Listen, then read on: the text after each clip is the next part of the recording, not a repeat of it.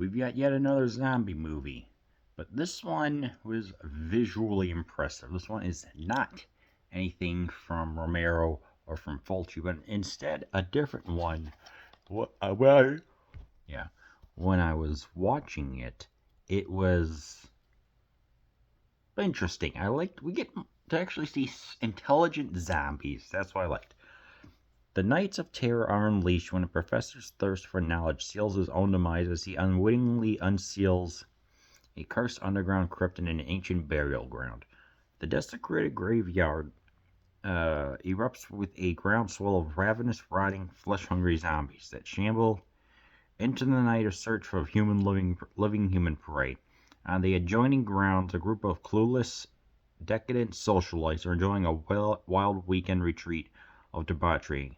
Among the eccentric guests are a nympho mother and her freakish, incestuous son. Unfortunately for the guests, their isolated country villa lies directly in the path of the flesh-eating horde that have party plans of their own. For years, Burial Ground, The Knights of Terror, has only been available in a cropped, murky transfer. For the first time, the film's ever-growing audience will see every gory detail in a new widescreen, anamorphic, and digitally restored edition that is sure to attract a new legion of horror-crazed fans and solidify the film's reputation as the next Rocky Horror Picture Show. What a bunch of words and elocution right there. Yeah, I can definitely say this is really interesting. Probably the most famous scene is when there's a zombie about, what was it, towards the end that is sucking on a nipple.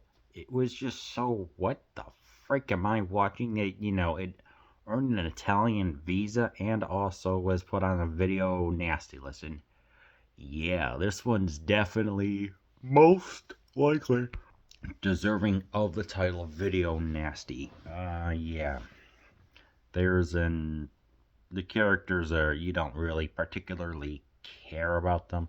I mean, it's like, yeah, you have the nymphomaniac and the incestuous son, and you can tell just some weird, weird stuff is going on, and the son is like always there to see during the sex and everything, and I'm just looking at it like, what the frick is this? I don't know, man. It was just so weird, but at the same time, it's just oddly fascinating to watch. Just how unusual everything is. Here the zombies, a lot of time is spent with them, and they kind of wear like tunics or whatever. But I don't know. I think they work enough that I like them. It's like we get a nice panning shot of them when they just arise. I think was it like 20 minutes in, and we slowly just get to see. Oh, it's like, oh, here's like four of them, and you could tell it's like they're not like slow like brains. They're intelligent, which I found to be a refreshing change of pace. For example, there's kind of like a mentality of like they know exactly what to do. Like using weapons. They even have a ladder. My personal favorite is when they get a scythe, and there's this woman up on the second floor, and so or a little bit or whatever. I forgot what she was. They managed to decapitate her with the scythe, and I'm like, these are really smart zombies. And a guy and a mustached man manages to, let's just say, exterminate them via the head, of course, with a shotgun. And this group of people is actually intelligent and they know what they're doing. So this was nice. I'm like, I like this movie.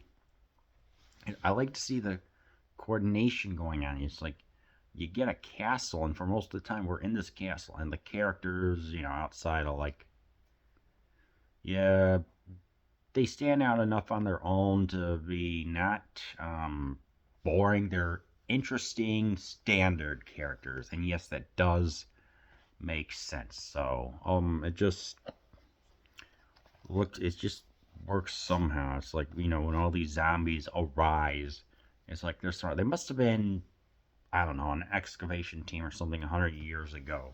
So we just kind of get to see the decline of this group, and it's just the slow gathering of all these zombies. And eventually, when It's like our heroes run from there and they make their way to a monk monastery. And they're thinking, like, the monks can keep us alive. But lo and behold, the monks too have transformed into zombies. And it truly does get bleak and hopeless for our heroes. But it's just oddly fun in a way. This is a fun movie. They did, whoever the director was, I forgot who.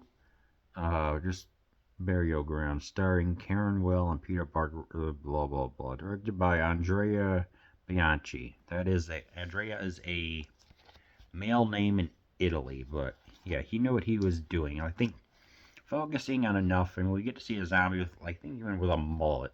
Is it a mullet? No, why not? Yeah, we just get to see a bunch of varieties on how they look, so they're not all just the same.